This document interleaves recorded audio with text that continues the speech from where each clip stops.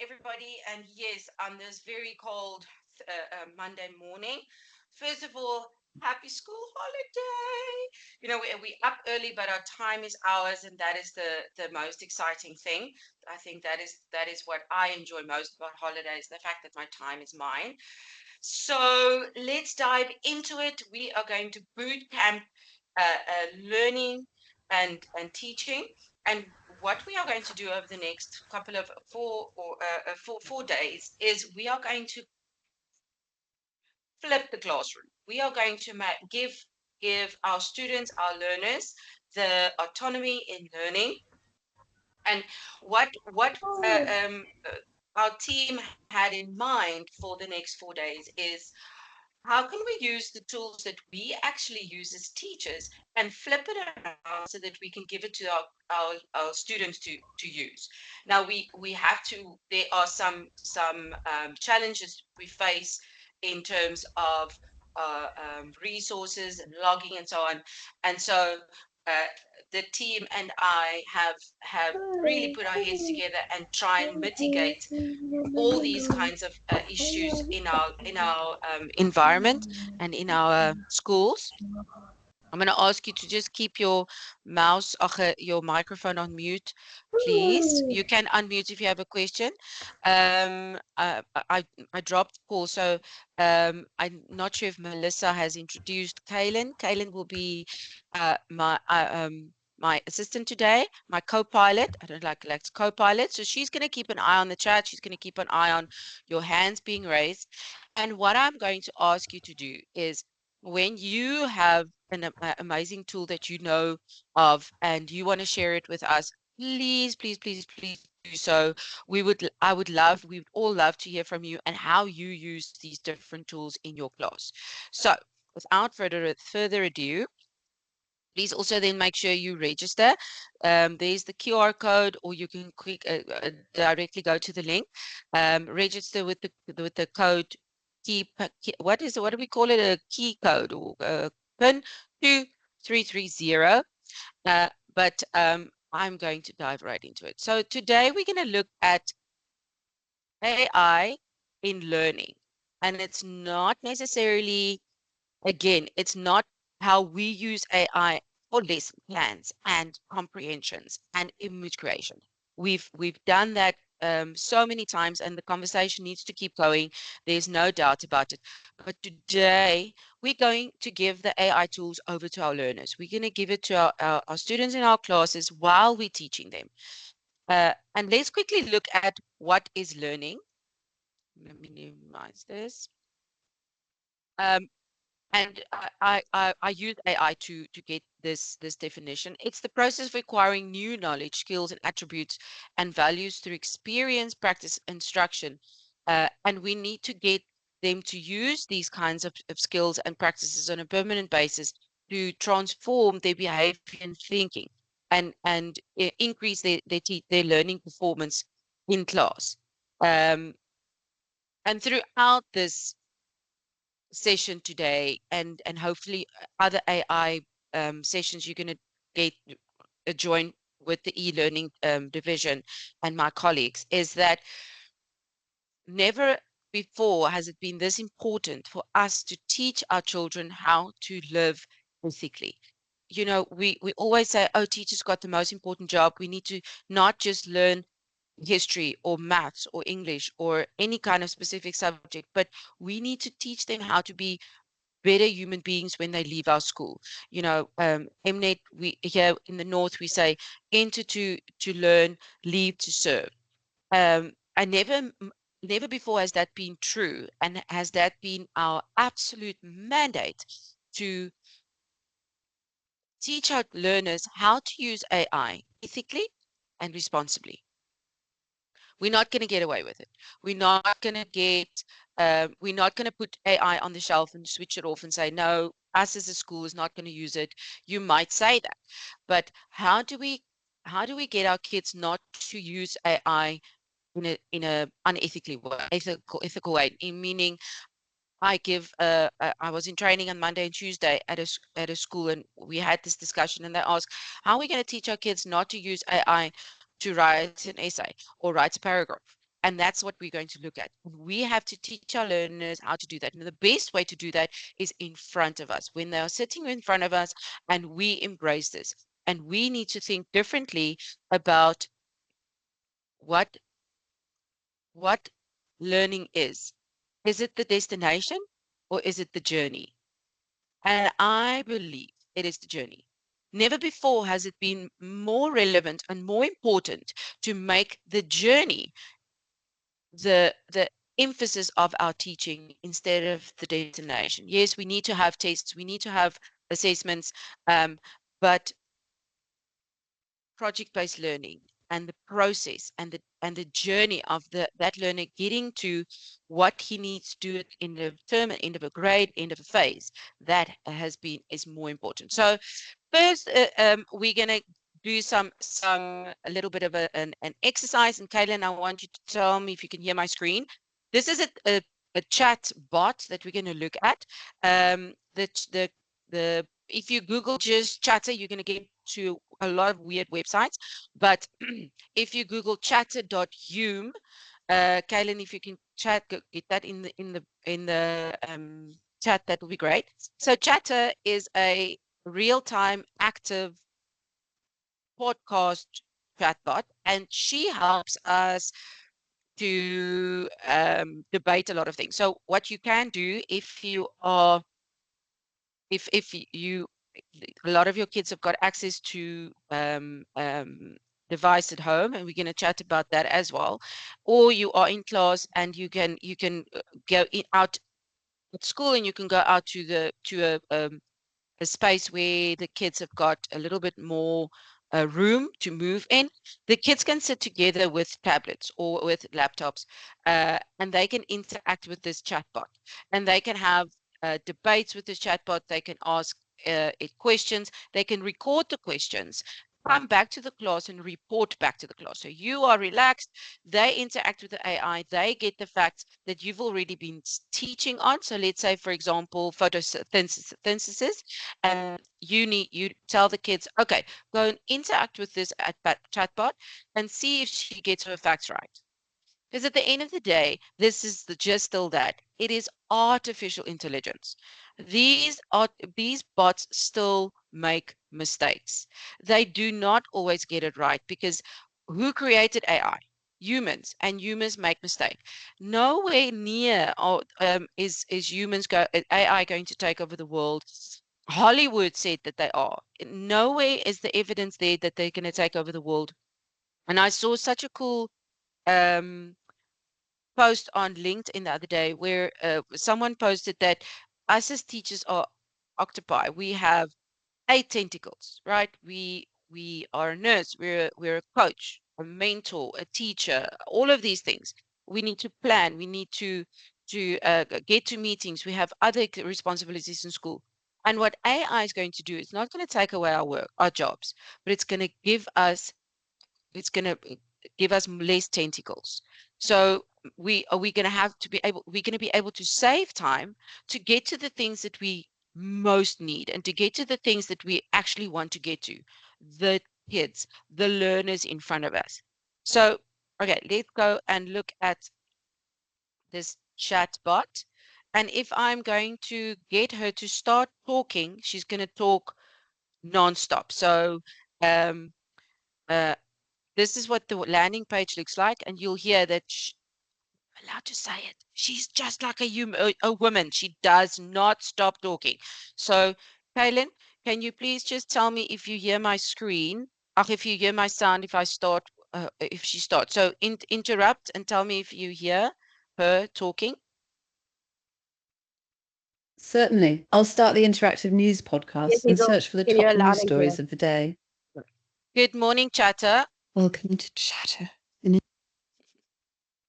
Chatter, can you tell me what I mean with photosynthesis? Good morning. I'm glad you're joining us today. I can sense a bit of excitement and interest in your voice, which is great. Now, you've asked about photosynthesis, and I can hear that you're focused, but also a little confused. Let's clear that up for you. Before we dive into photosynthesis, I'm going to quickly search for the most up-to-date information on this topic. All right, let me explain photosynthesis in a way that'll hopefully clear up any confusion. Photosynthesis is like nature's own solar power plant. It's the amazing process that plants use to make their own food using sunlight. Imagine a plant as a Chatter, tiny factory. can you explain photosynthesis to me like I'm a 5-year-old?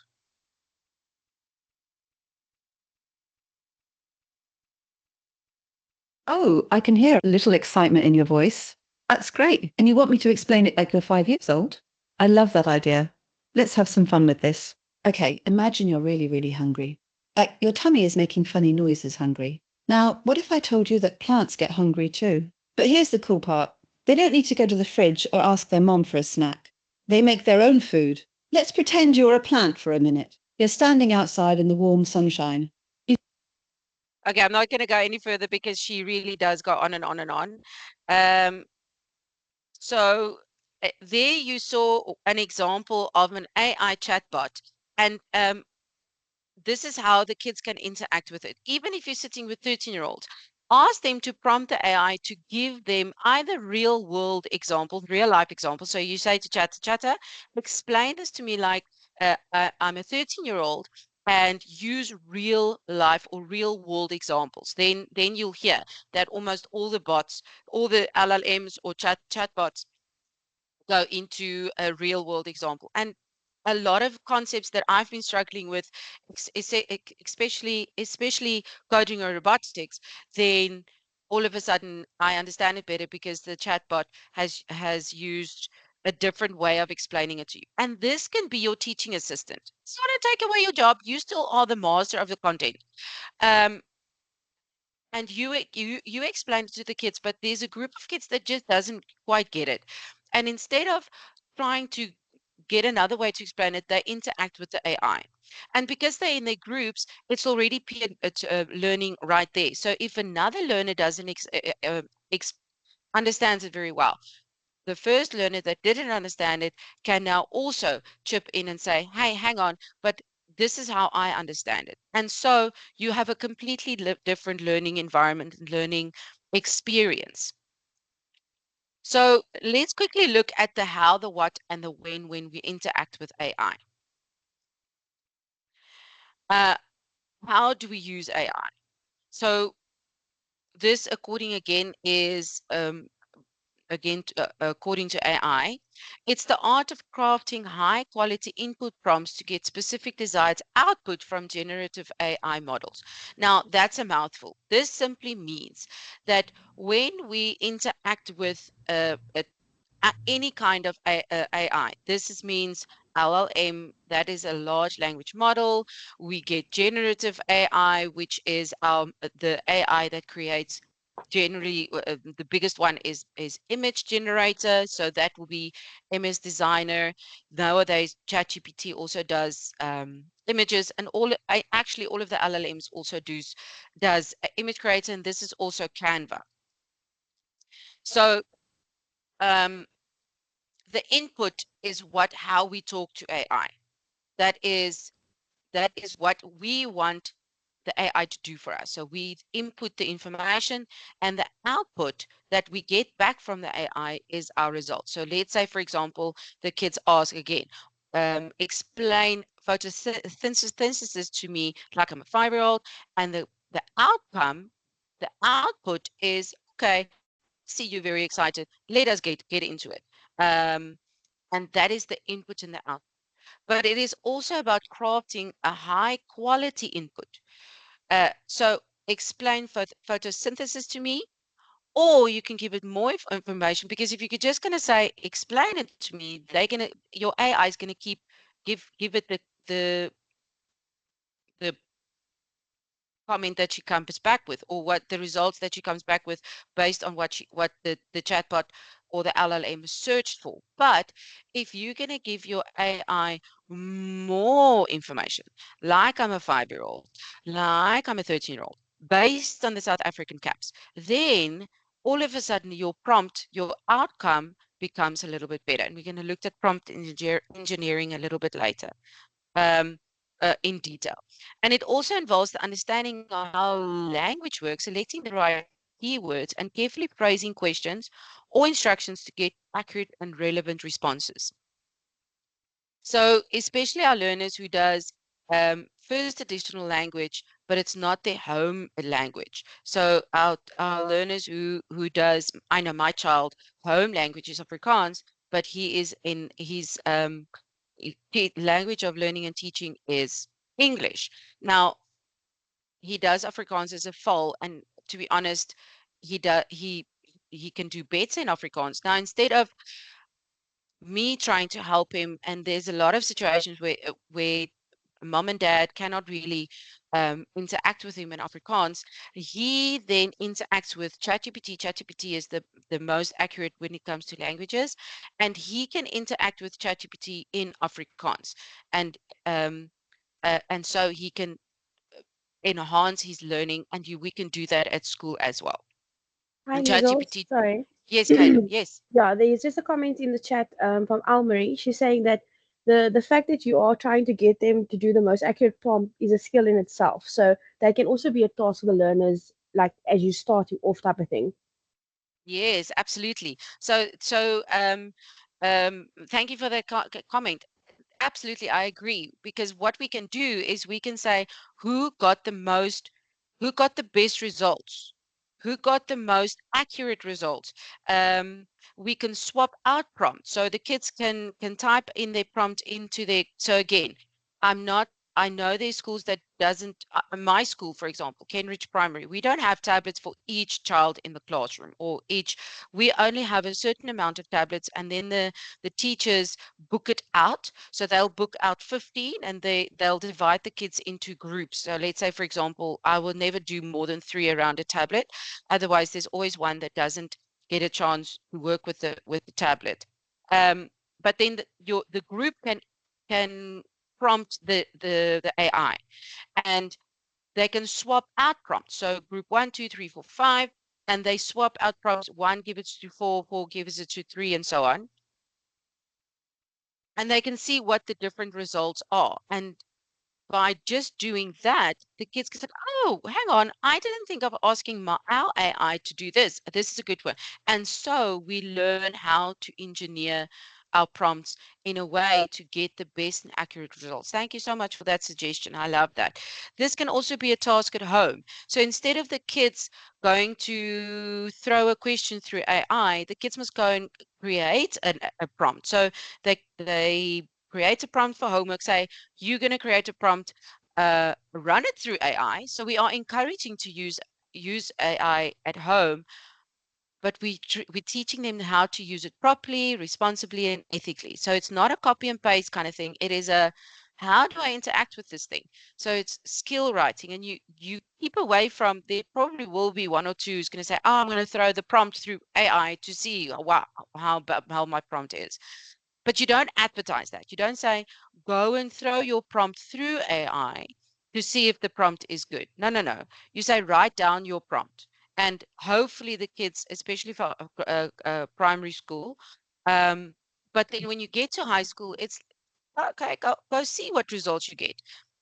And always come and report back to class in what you see is your best results. And then again, they swap it out, and you analyze the results that the different models give, because there's so many on the market and out there. Um, but even if everybody uses the same language model or the same AI tool, not one result is going to be the same. And that is amazing. I love that we are so diverse. So talking about prompt engineering is a skill in itself, and I think that's also there's also a workshop in that is at least in itself, just prompt engineering. But there's also so many different ways to create a prompt and a framework, and this is another one that I picked up on some research. And this guy follows this three simple rules. He says the role, the task, and the format. And that means when you interact with the AI, you tell your students, okay, guys, you put this on the screen, on your board, and you write it on your whiteboard, and you say, okay, this is the role is how you want your AI act like. So I'm gonna show you an example a little bit later, but you're gonna tell your AI, for example, you are my subject expert and coach or tutor.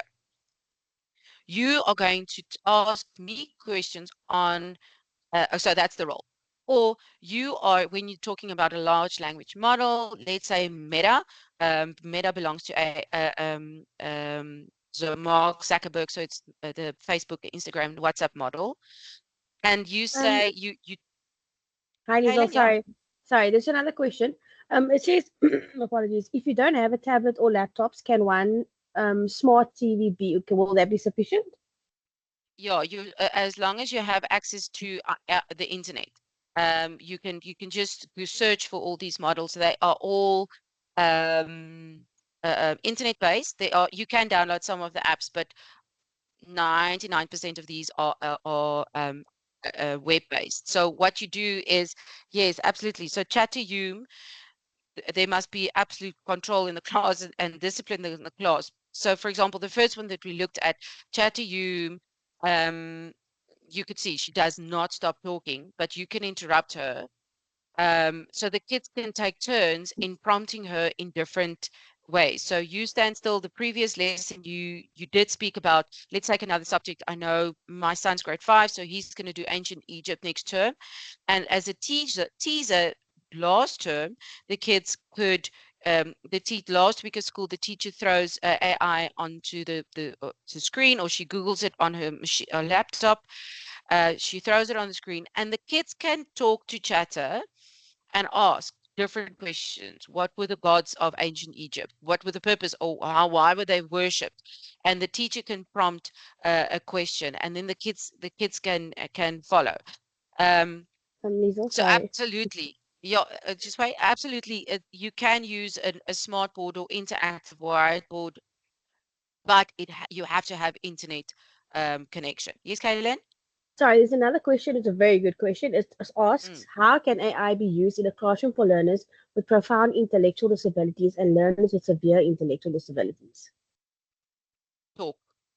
If they are verbal, I would say the best way to interact with AI is chatbots. So Chat2You is a good one. I will show you. ChatGPT has a chatbot.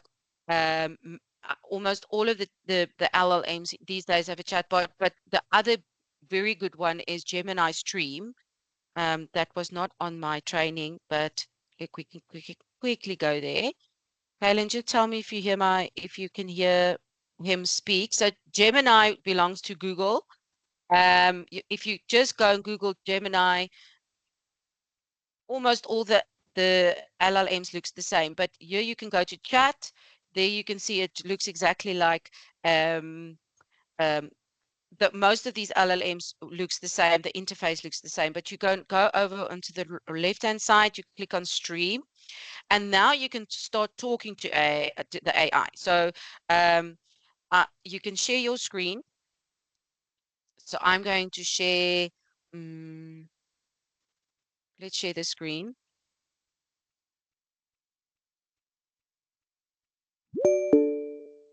Good morning, Gemini. Good morning to you as well. What can I help you with today? Kaylin, Loud can and you clear, hear him? Liesel. Okay, Yes, loud cool. and clear. Yes, Gemini, uh, Gemini, can you tell me what you see? I see a PowerPoint presentation with the title Evolution AI for Learning. The first slide has the words Evolution Bootcamp on it. The second slide has the title AI in Education, Transformative Learning, along with a QR code and a link. Would you like me to describe any other slides?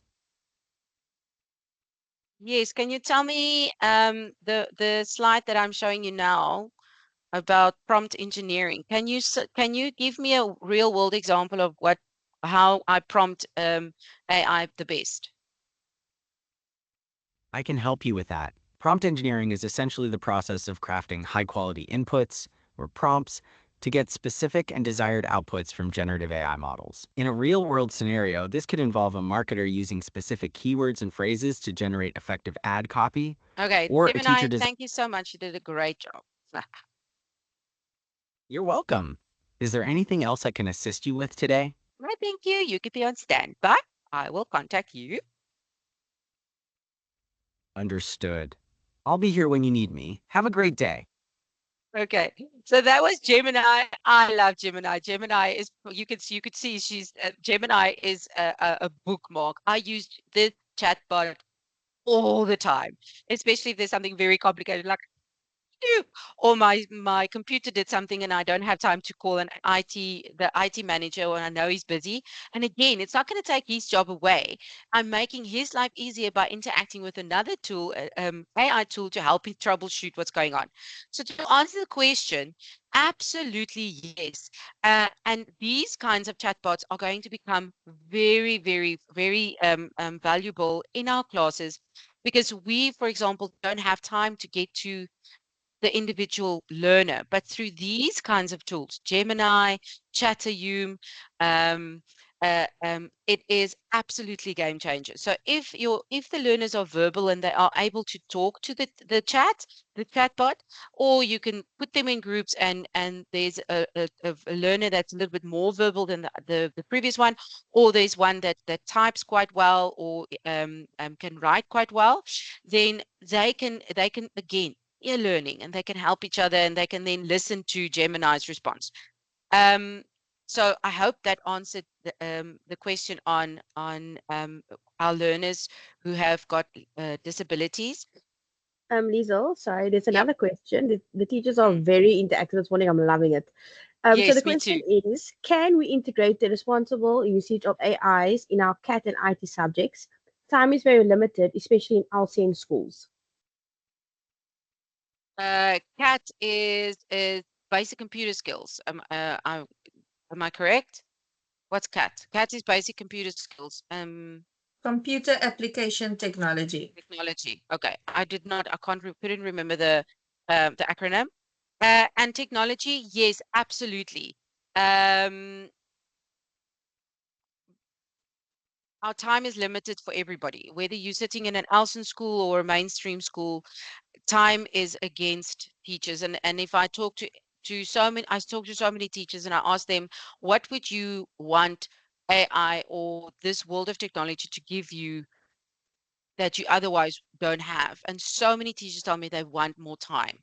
And as I previously said, I think this revolution of AI is going to completely revolutionize the way we interact with our learners. Because when we have tablets in the class and we're sitting in groups of two or three, I have then time, and they are all interacting with a teacher. I have then time to get to the kids. Let me give you an example, and I'm jumping ahead. I'll show you the photo. Um, I did with my twos and threes. I teach coding and robotics for grade R 1, 2, and 3, and I see about 1,080 kids every 2 weeks. So that's a lot of kids. I teach 1,080 kids, and we started a project where they had to document their school year.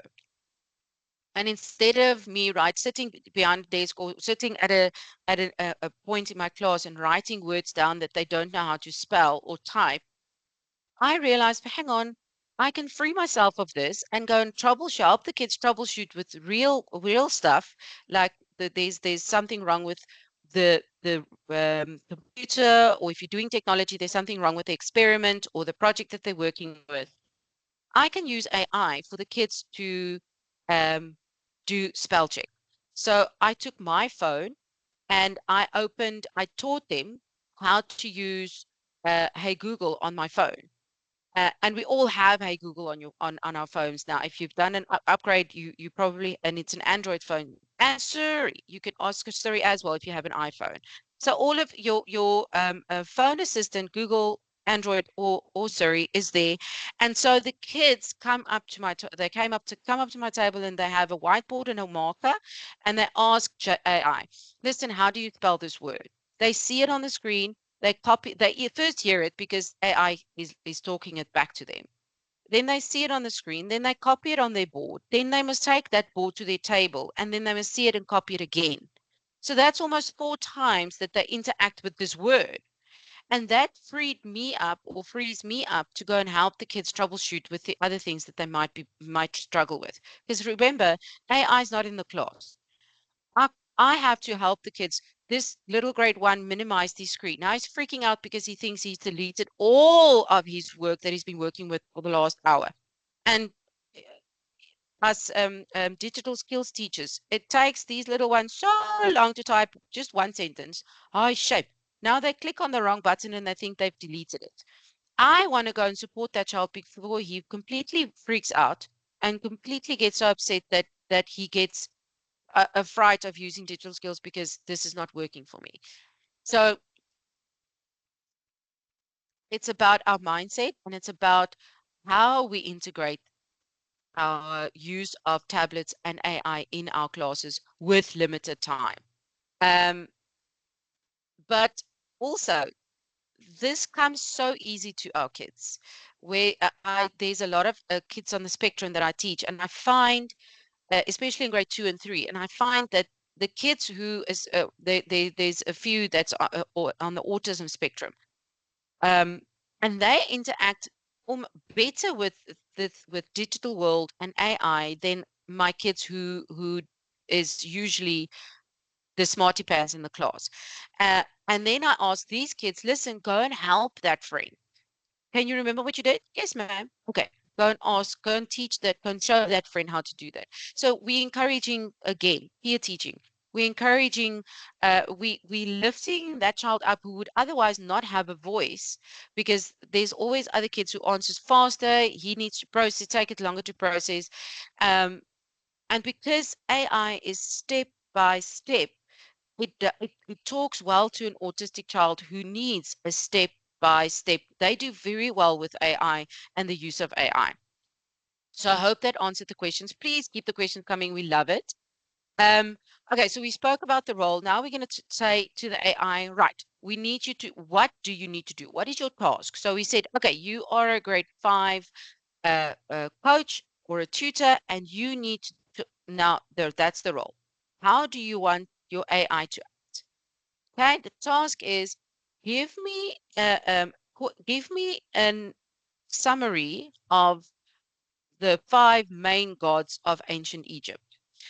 Keep it simple, keep the language structured to an 11-year-old, and include a, um, a quiz at the end. Or put it in bullet points. What and that's the format. So what format do you want the output? Do you want it in a format of bullet point? Do you want it in a table? Um, do you want it as a story? What format do you want AI to give it out to you? And this way, we are now the result output from AI will be so much better. I always say you talk to it as it is your best friend. So when you ask someone to do something for you and it's your best friend, you want the best possible results. You want that person to succeed in the task that we're giving him. We're not going to say, um, write a story. Huh? On what? What age group? What's the subject? What's the topic? Who are the characters? What's the plot? What must be the ending? But if we give it all the possible information, it will, without a doubt, do better. And then the last thing in format that you ask your AI, and this is a game changer. I never interact with AI without giving it this last prompt. When you say, ask me clarifying questions so that you can give me the best results. So when I have an LLM open, like for example, Meta, I say, okay, you are a grade 5 coach, summarize the 5 major gods in ancient Egypt, and ask me questions so that you can give me the best results. I can tell you now that the AI is going to come back with a question that you did not think about. And that then you prompt each other. AI is prompting you, you are prompting it back for the best possible results. There's language use, so your comprehension improves because the kids need to understand what language to use, what kind of words to use to get the best results. Uh, so role, task, format. How you want it to act. what is the task and what format you want. And then the last sentence, ask me clarifying questions for the best results. So next tool that we're going to look at is very, very cool. And this is again free. And what is cool about this one, there's no login required. So this is when you are introducing AI. Did I make it a link? No, I didn't. When you are introducing AI, or you want the kids just to have fun, and this is Google. What you see. And this is a good one when you want to do, especially foundation phase, when you're introducing AI to the prompt engineering to the kids. This is a great way to do it. So you could where you can also find it if you open a Google tab, a new Google tab, you can see this little um, flask. It says there's search lab. So if you click on it, then you will enter this unbelievable, incredible world of tools, different tools that Google is busy developing. It's all in the beta stage. But we're going to look at say what you see, and how this works is it's going to give you, and please, by all means, I know I'm probably now going to lose some of my audience, but that's okay. If you have your phone next to you, or you have access to another device, quickly go to this website and have some fun with it. So the idea of this is the kids must look at the picture and prompt to create the closest possible image to the image that Google has given. So this is a dog sitting in a field. It's a picture of watercolored painted picture. The dog, what is that kind of dog? It's a sheep dog, a border collie in the background, sitting in a grass field with a blue sky, for example. Now you'll see that the prompt that they give here, a painting of a dog in a field, is only a 50% match. Let me quickly switch on my cool cursor.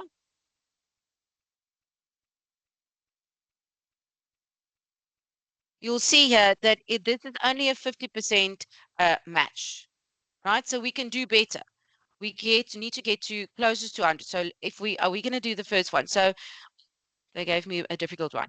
So the first one is a bowl of soup, noodle soup with asparagus, and you can see now also the use of words. There's only 150 words allowed in the prompt. So you can say, okay, I have a bowl of soup with a boiled half, see again, half a boiled egg. I can't say a boiled egg that is cut in half, because that takes up to many characters. So immediately this turns into a language lesson. A bowl of soup with a half boiled egg, um, with, and you can say a bowl of noodle soup. See, noodle soup. I'm helping myself here. Noodle soup with a half boiled egg with how do you spell asparagus? Asparagus. I'm sorry if I spelled this incorrectly. Again, a language lesson, and there is a digital lesson, because now you teach the kids how to do spell check on in the digital world. So boiled egg with asparagus, and it looks like 2 pieces of ham. I don't know. All right, let's see. You click go, and now Google is going to generate an image based on your prompt, but it must be closest to what you see. Huh? Good grief, could not generate your image at this moment. But so you'll see, huh, okay, I really wanted to do that, but I don't know what is going. Let's skip.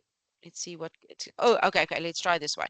A bronze statue of a horse with, oh,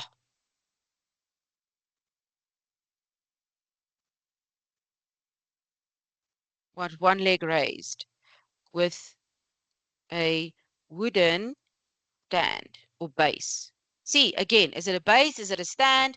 And say what you see. All right. Oh, let's hope this works. Okay, it's generating. Oh, not bad. Okay, so see, I got an 87% match. But now we swap tablets. The kids swap tablets, and now they look at how can we improve this prompt. So it says it's not standing on its eye, it's one front right leg raised. So very specific. We need to give the AI all the possible tools. So that is Google horticulture. Say what you see. Okay, so that was a cool one. Let's Liesel, get back. Yeah. hi, sorry. Just a quick question. Um, we have a question about, are there any AI tools or platforms that work offline, especially suited for township and under-resourced schools? Unfortunately not. They all need access to the internet to work. Um, so uh, I can't remember the people who did this. It's some other economic company who did research on transactions over the world. And yes, I do understand there we're sitting with schools that's very under resourced, that doesn't have access to the internet. Um, let alone tablets. I do understand that, but and in the flip side, it is something that you can aspire to, because this world is a part of our. It needs to become part of our education. Needs to become part of our learning and teaching experience. um, we need to raise this with the community, and we need to raise this to the school body and governing body and say, guys, we really need Wi-Fi. We really need to upgrade our infrastructure to be able to give our children the best possible um, um, learning experience.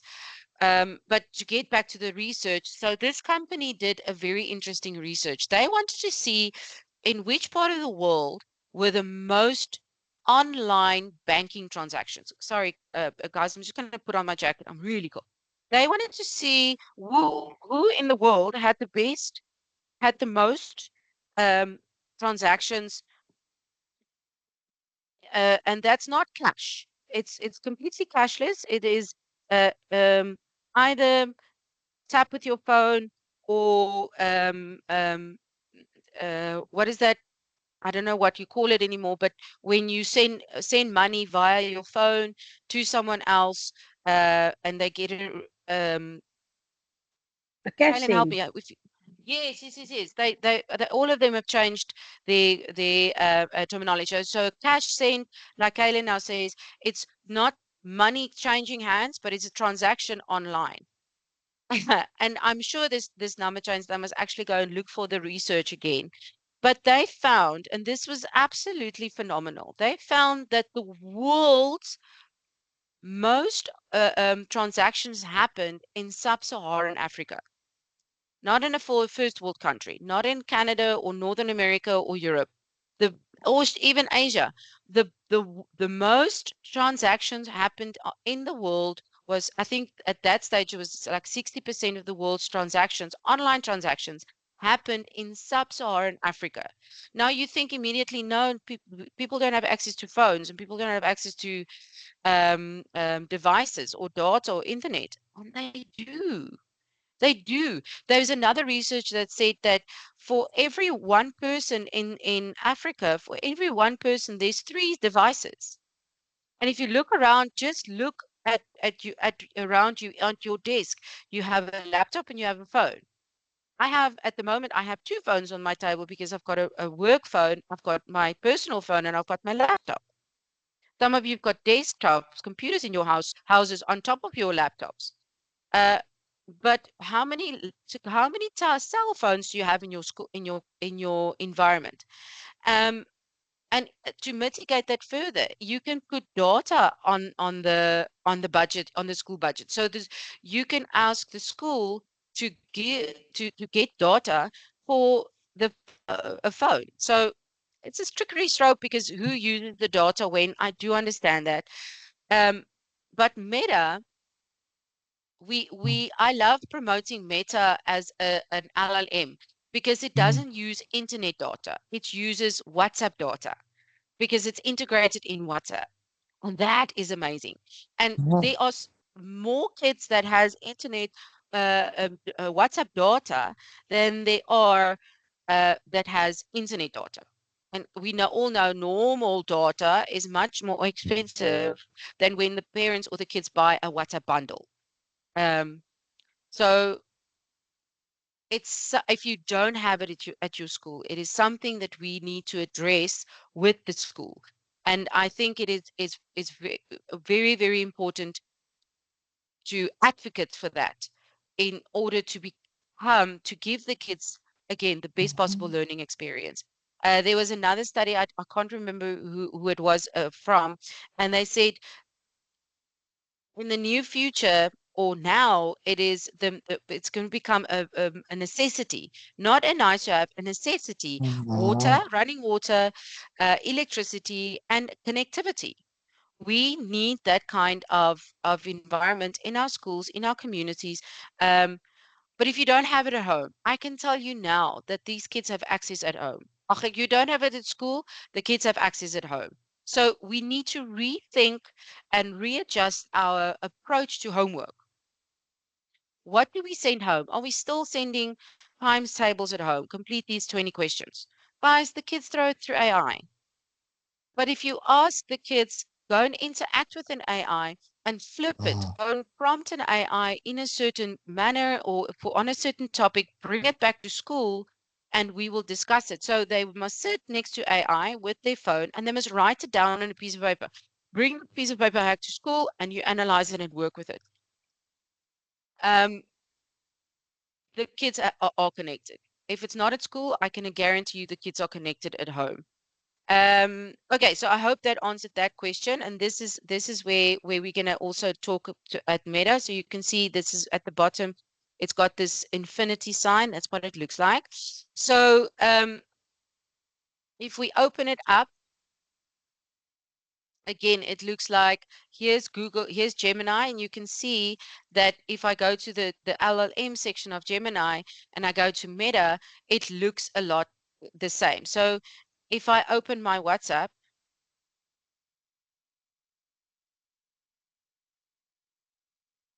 you will see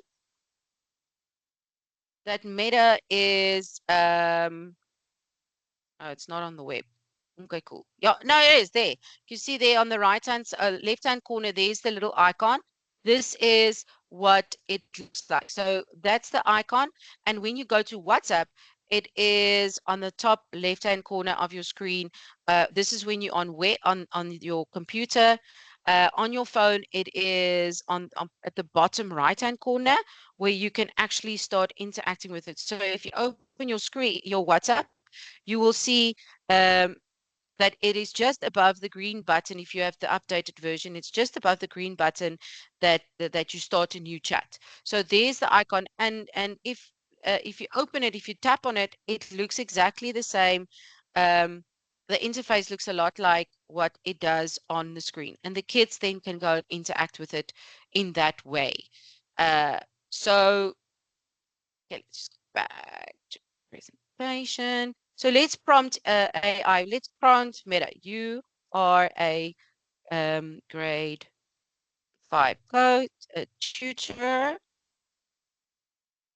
Ask summarize.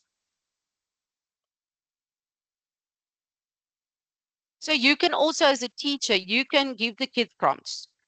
If they're new to AI and they don't know, and this is a good exercise for you as well, because we're also learning how to interact with AI.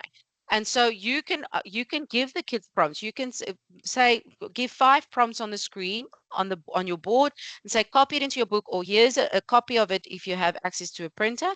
And you can tell the kids, come back and you guys tell me what is the best result, what is the best prompt. So again, language use, use of AI, but use of AI in the proper way. So you are a grade 5 to summarize the 5 major and make mistakes on purpose. So you didn't tell the AI, for example, or in your prompts, you left out the role or you left out the format. Let the kids go and realize, hey, hang on, my teacher didn't tell the AI what role it must take. And so you are encouraging the kids to come up with the results. What's the time? Okay. Summarize the 5 major gods and give me an example of each. Another cool thing with history is um, ask AI what the gods will, for example, the Ra god, I don't know the gods, but let's say Ra or Seth, and say if Seth was alive today, what would his political stance be? That's more for high school. If Hamlet was alive, if Shakespeare was alive, what would his, if Shakespeare was alive, this is a fun one. I'm just thinking about that now. So in high school, if you're doing Shakespeare, you can ask any LLM, if Shakespeare was alive today, what would his Instagram post look like? What would his LinkedIn post look like?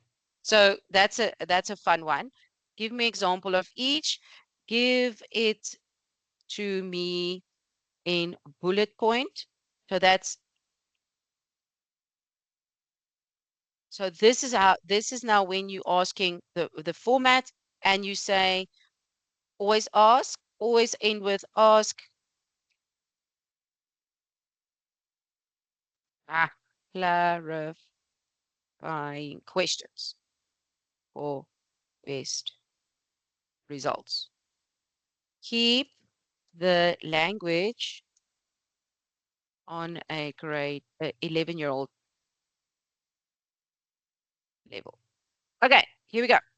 So then you click upload and let's see what it comes back with. So this is Meta. This is not ChatGPT.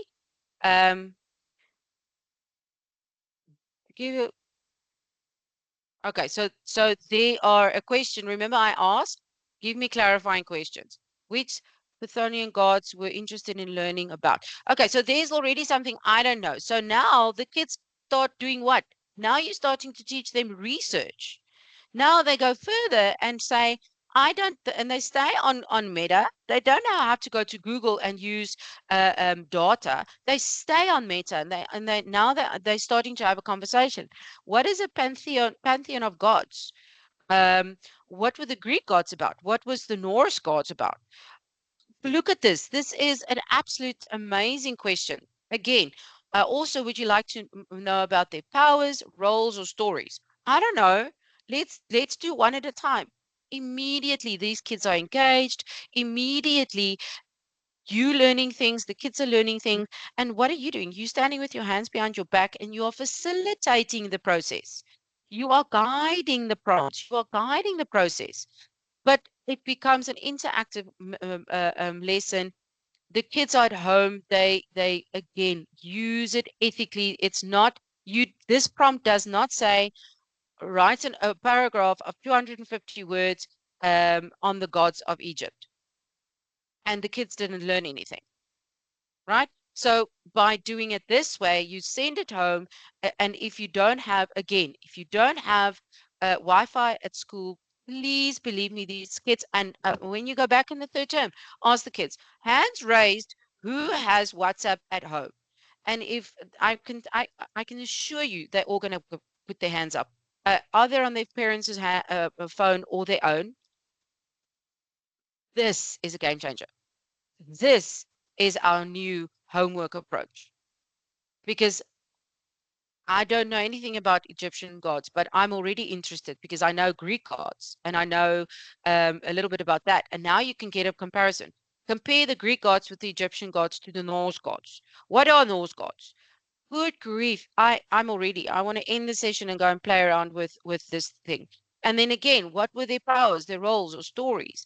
Their stories. Turn the story into comprehension. Say to the kids, okay, I'm going to have a mini competition. The best story or the best generated story I'm going to use in the Friday's formative assessment. Am I using it right? In Friday's class test, I'm going to use that comprehension as a test. Immediately the stakes are high and the engagement is high, because immediately the kids like, oh, it's going to be so cool if teacher uses my story for the test on Friday. The kids are engaged, the kids are motivated, and it's I don't know. I'm super excited about this. Are we excited about this? Kaylin, are we excited about the fact that we can use AI in this amazing role? Definitely diesel. And I think a lot of the issues arise, like for example, I use myself as an example. I also come from a school where resources aren't always readily available. But like you say, Mm, it takes one device to just make things happen. It might not always mm, be the easiest way to do it and not the ideal, but just to spark that interest, just to get those kids interested and to show them a new way of doing things, to show them what's available to them. That's sort of what the point of this is, putting the learning back in their hands. But yeah, these tools yes. are amazing. They also the chat is really like amped up about the way the different apps, especially the what is the one that you did about the say what you see for creative writing. I'm just thinking foundation phase. Oh my word, the kids will have the time of their lives. There's only one. I think there was a question. Let me just check for you quickly. Just give me a second Mm, because it was going um, going so fast. That's so cool. yeah. Yeah, like I said, there is a lot of us that are on this platform today where we do are part of schools that don't have all these devices available to us. But I definitely Mm, think there are ways and means around it, like you say, and you're giving awesome tips for us to sort of um overcome those little hurdles. It's not ideal, mm, but we there are many ways around it, and you are giving us phenomenal tips, especially like for me yeah. myself, learning tons and tons. So please keep going. Good. Thank you. Guys, again, if you don't have these kinds of resources at your school, then use your phone. Again, it's WhatsApp data, so it is practically for free. And start small.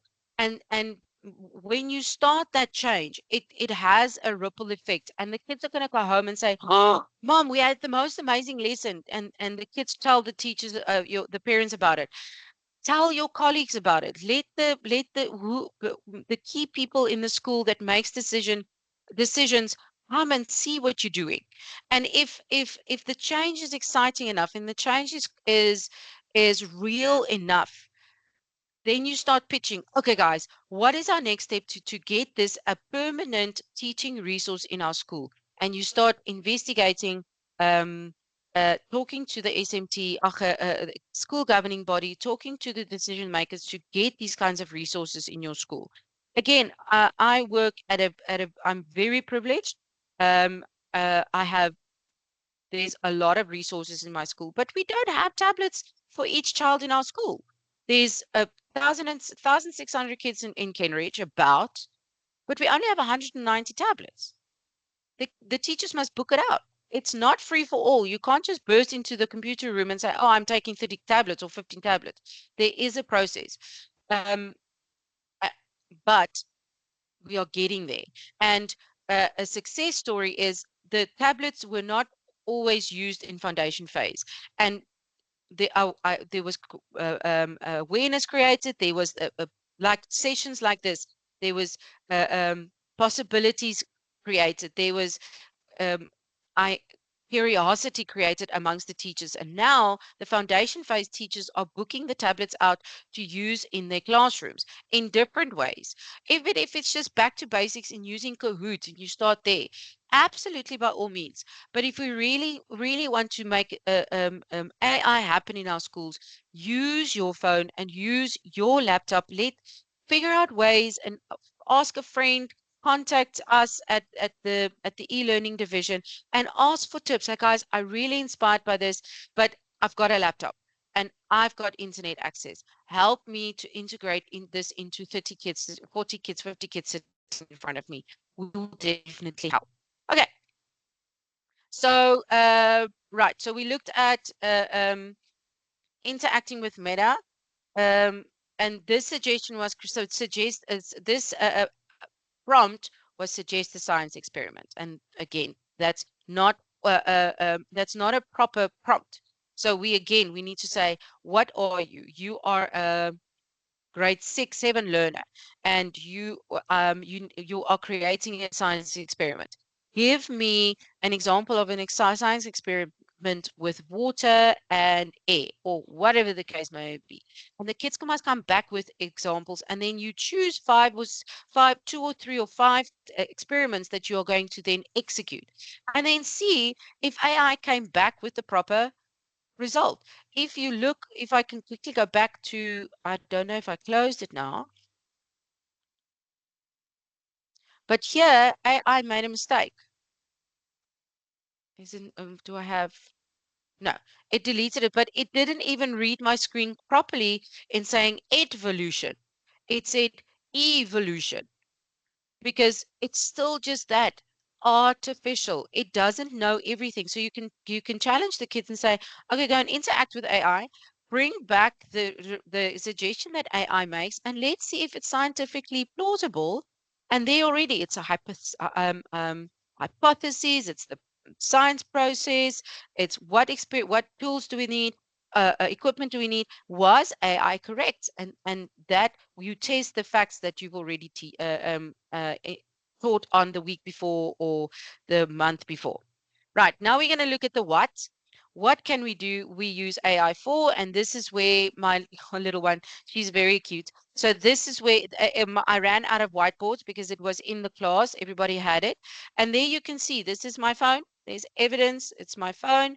And the little Paul is standing with a pen and paper, and she's practicing writing. She's practicing copying skills.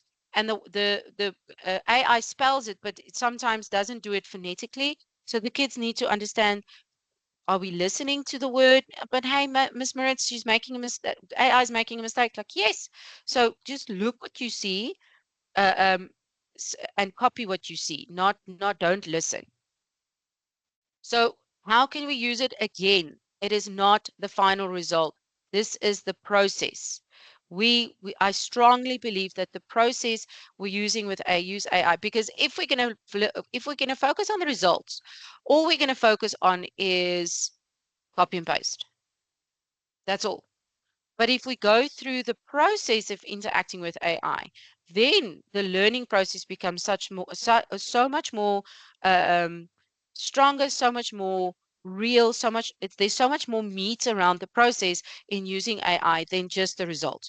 Because the results are, go home, write a paragraph on the Egyptian gods, and submit it tomorrow. That's the results. What are the kids going to do? They're going to prompt AI to do that. They're going to copy and paste, and that's result orientated. We need to be process orientated. Right. So why are we doing it?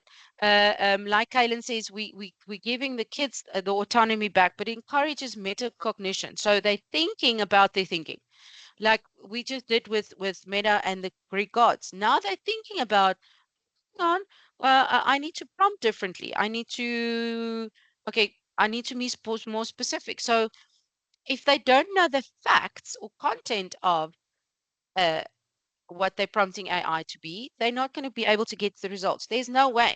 So the metacognition foster creativity and experimentation. It develops resilience and perseverance. Because if AI doesn't get it right, do we give up, or do we keep on prompting? Or is there a different way of prompting? So it's resilience, support personalized learning. As we said, the kids, and we're gonna look at another personalized learning experience now. Encourages continuous learning, reduces stress and anxiety, and that for me is very important. Um, when I train on these things, and this links into coding and robotics as well, and technology and cat and our STEAM. Well, not maths, but not one of us in the session today cannot say somewhere along the way in our schooling career we had stress and we had anxiety because of a test or an assessment that we didn't do well in. How many of us walked out of an assessment session and think, oh no, I forgot to write that down, and you missed 5 more? That creates stress and anxiety.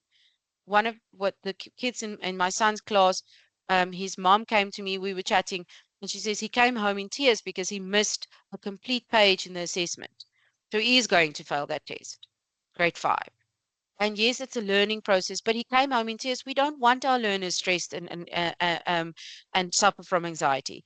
And I do believe that this way of teaching and integrating AI into our teaching is going to reduce that, because you can always try again. With coding and robotics, if your code doesn't work, if your robot doesn't work, you break it down, you build it again. If it's robotics, if your code doesn't work, you debug, you take away but there's always another chance. There's always another way when we interact with AI. It's not one way and that's it. Again, never before has our learning environment evolved in the last 4 years or 2 years that it has in the last 2 years. And never before have did we need to think about how we learn, how we teach as we do right now. And as Kaylin said, the last point is we encourage learners to take autonomy of they take ownership of it. And this is where the ethical behavior comes in. We're going to be able to see if it's copy and pasted, man. We can see the kids, oh, your mom wrote this for you, or your older brother or sister wrote this for you. There's no way that you wrote this. And we can, that's the journey also. Like, you bring that child, like, you cannot copy and paste from AI because of this and this and this reason, because you're not learning. That's the first and foremost. You're still here to learn. You're not here to be lazy. Being copy and paste from AI is lazy. We are not doing that. So it is our responsibility to teach our kids that. This I love. This I love. Um, the first prompt said, where's my mouse? Ooh. The first prompt said, your role as an academic coach, blah, blah, blah, blah, blah. But I love the second one.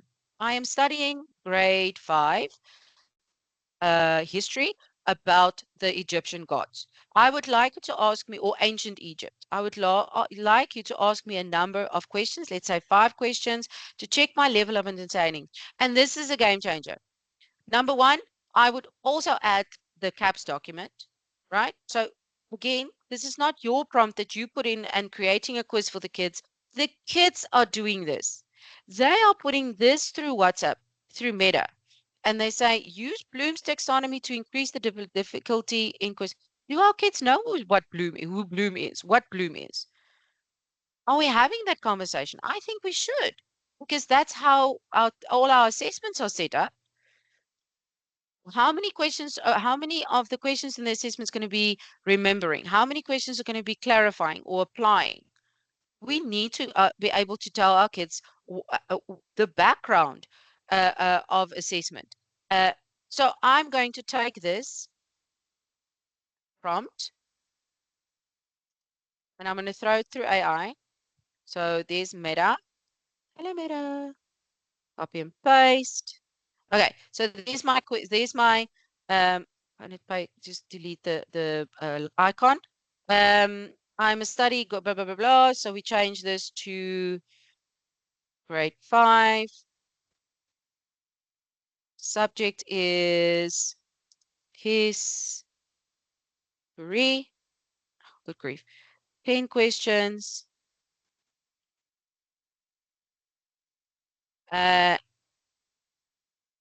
On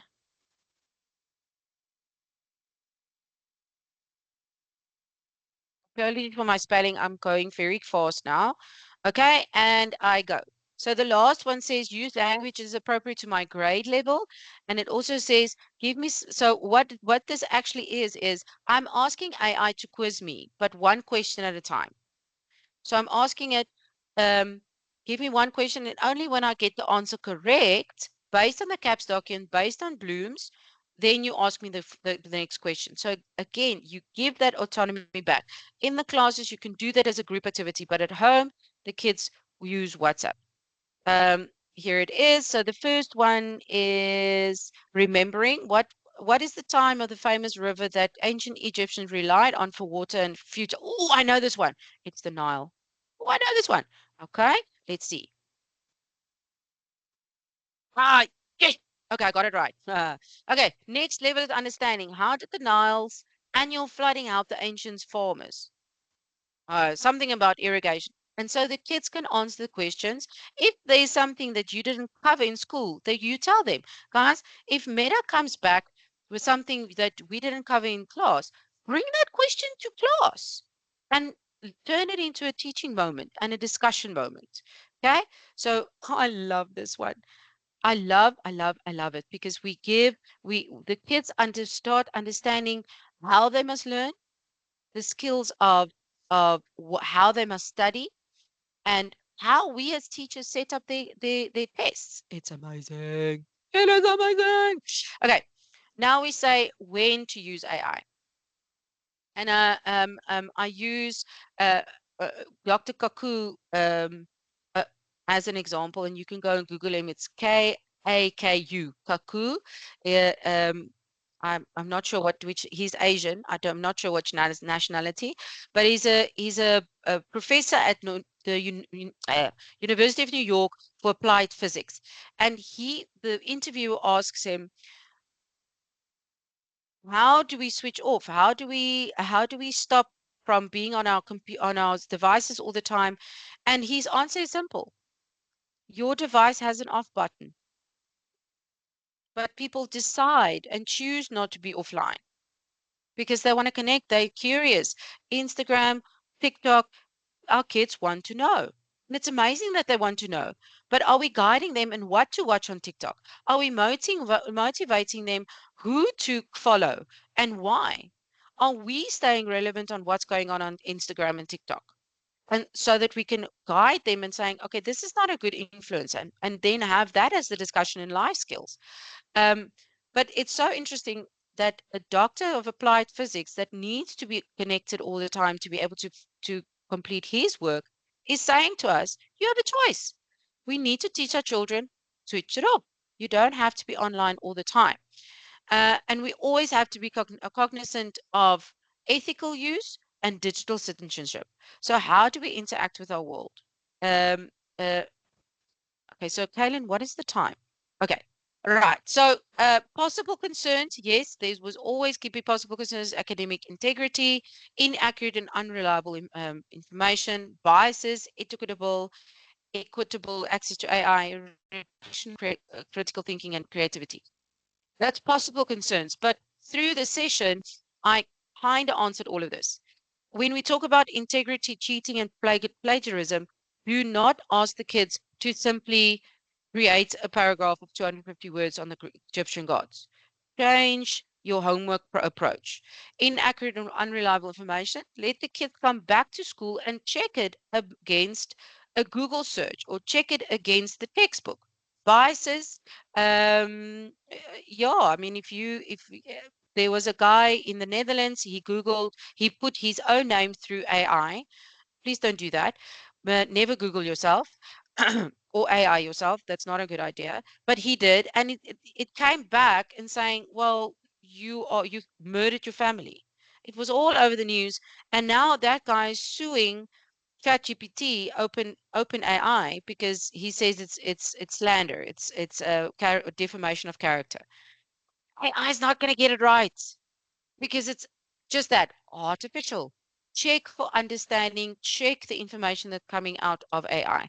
Equitable access, as we said, we have different diverse environments. We have ALSIN kids, we have underprivileged communities, we have kids that's not connected at home. We have kids in our school that's not connected at home, they're connected at school. Um, we have kids we have a lot of kids uh, in foster care. How do we keep those kids up to par with kids who's got everything at their fingertips? We have to think about that. And reduction of critical thinking and creativity. Yeah, it's a concern, but it shouldn't be, because if we prompt AI correctly, it will, for me, enhance critical thinking and creativity, because you can now, as we saw in all the examples, we can create our own critical thinking by interacting with it. So at the end of the day, it also goes on extrinsic motivation, or intrinsic motivation. And that is our also our mandate as teachers, because we need to get the kids here, lifelong learning. Um, are our kids lifelong learners? Are they capable of taking responsibility of the learning and going home and interacting with this chatbot? Are they coming back with, oh, Miss Maritz, you told us to do this, but I was so curious. I did the following on top of what you asked. Um, so are they curious about the world around them? Are we making them curious, or are we just still saying, oh, it's regurgitating? Um, you know, we cannot set up our learning environment to just be because I said so, or the textbook says it, or um, you need good results at in the assessment. No, it's because it's if I leave the teacher's environment, I believe if my kids leave my environment, my learning environment, they must have learned something new every time they come into my class. And that's my intrinsic motivation. How am I thinking about and approaching my learning environment that is going to create intrinsic motivation? So let's look at a few other. Um, again, I know the connectivity is a problem in the classes. And then um, another challenge that we're sitting with is login. Um, a lot of these tools require you to log in with a Gmail or some kind of an account. If you are a Google school, even a Microsoft school, and the kids have got student numbers. And what we're busy doing at our school is we creating account email accounts for the kids using their student numbers, because then they have access to a drive. I can create a drive for them, um, and they have access to the drive. Why I say that is in grade 2 and 3, I do PowerPoint presentations with my kids. They don't do posters for their orals. They do PowerPoint presentations when they come to me in digital skills. But the teacher needs access to those PowerPoints if they're going to actually present it in the school, or in the class, in the oral time. Um, and so it's a bit of a mission until we get it right, but that can be one way of um, mitigating the login process. If you create, especially high school, if the kids are on social media, they already have to have a Gmail account so that they can sign in with their Gmail account. Higher grades in primary school as well, if they have social media, they have an account. But then I went and said, okay, so worst case scenario or current scenario, or this is my reality. The kids don't have emails. Foundation phase don't have an email address. So how do I mitigate that? So I did a bit of research and I came across this tool. It's easy, mate AI. And this is what the toolbar at the top does. And you can see I'm not logged in. There's the web app. So if it says web app, there might be a app for it, a mobile app, but I didn't log in.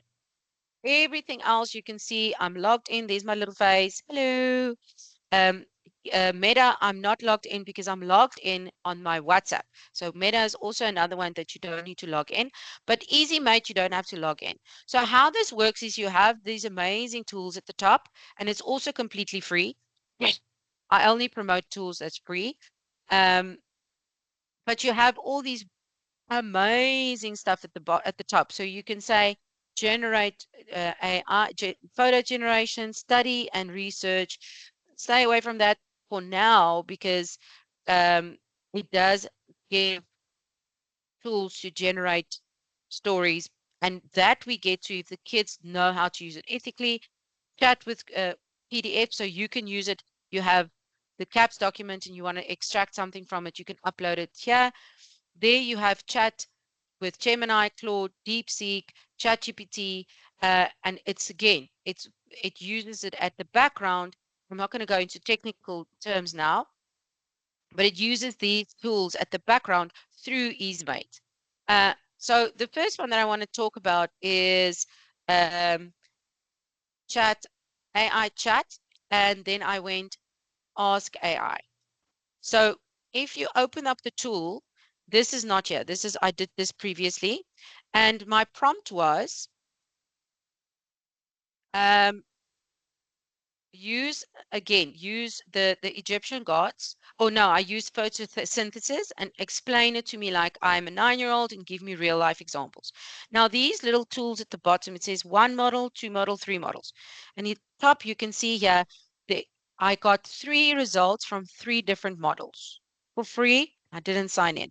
You can actually also change it. Here you see I've got Meta, Llama, that's Meta's LLM. I've got Claude, and I then took ChatGPT. I can change this. I can say, okay, I'm going to use I'm going to use Gemini. This I'm going to change to Llama, and I'm going to keep this here. And now I'm going to type, let's do this prompt. Let's make this a little bit easier for myself.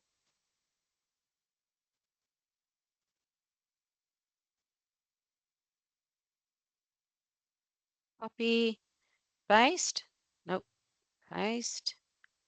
Okay, and I'm going to send it. And now you can see that there is the 3 models is generating it at once. So now I'm not suggesting the kids must use 3 models. Absolutely not. It's a lot. But just to show you what this tool can do, and here you have a copy and paste option. You can work with only one tool, and you can say, I want to interact with Claude or ChatGPT. There's still your options. So this is an amazing tool, I think. And here again, this is Gemini. Can you name one of the main rivers in ancient Egypt? So it's the same question, just asked in a different way. And then what I think is very cool, and a different way to mitigate the copy and paste or um, the critical thinking part. So you can send a link home on Ancient Egypt. This video, I Googled it, and I Googled especially a long one. This is an hour long video on Ancient Egypt. But instead of asking, letting the kids sit through an hour of this video, you can upload it to the model. So you go to AI video, and you say YouTube, AI YouTube, and then you upload the link, and then your screen looks like this. Now you interact with AI. So you've got the video here, and it gave you a transcript here at the bottom. You can see where I scroll. It's a transcript of so whatever they said in the video. So minute by minute, or the students have access to the written word. So if you have learners who's got hearing challenges, you can then ask the kids, okay, read the script, right? So they can play the video, but then they read the script if they can't listen to it. And then at the left-hand side, the kids can then again interact with the bot. So based on the video, I said, what was the god's names? It's a very simple prompt. And here it gave the results. Amun, Aten, whatever. Uh, now I ask, can you create a quiz that will help me understand this video better? And there it gave. So hang on. You have to have watched the video to be able to answer these questions, because the questions is based on the video. So it's not copy and paste. It's not create, oh, I'm done. It eliminates the critical thinking. It eliminates the brain dead stuff. The children have to watch, and you don't have to upload an hour video. You can be a 30-minute or 3-minute video, but you ask the kids, go use this tool in class or at home, and I want 3 questions. You watch the video, and I want 3 possible questions on the video. So they have to watch the video, but they can use this tool to help them summarize, to help them interact with the bot. So there's the summary of the video. And again, this is each one is going to get a different one. Now you can create based on this. The kids come back to class, and you say, okay, based on the summary, create 10 questions, and I'm going to use your 10 questions for the test on Friday. Again, you can change your tool. I'm going to use Claude, and you can ask a question.